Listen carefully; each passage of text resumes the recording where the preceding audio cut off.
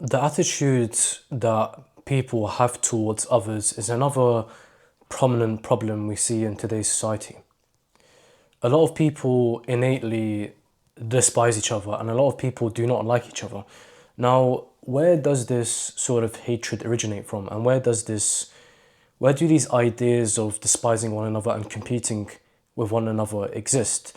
Now, if you think logically and using common sense, there are enough resources for all of us to live on Earth.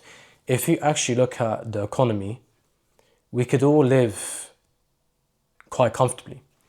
Now, do we? No, of course you know you don't have to be a scientist to know that there is wealth inequality. Now,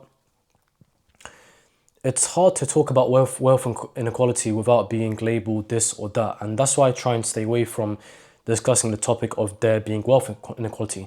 The minute you open your mouth and you mention the two words wealth inequality, is the second you start being labeled under certain ideologies. So you have to be careful with mentioning this phrase.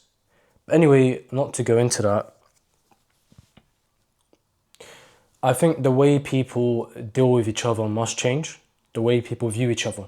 The way people in this modern age think that everyone has to use each other and everyone has to exploit each other, and that exploiting one another is an acceptable thing. Because think about it.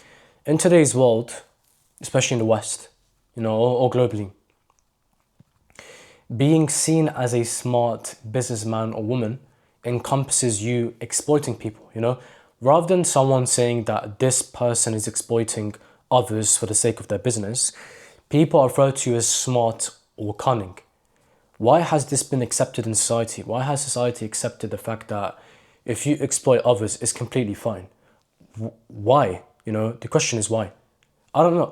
I don't know where these ideas originate from. I'm mainly posing questions. And thank you so much.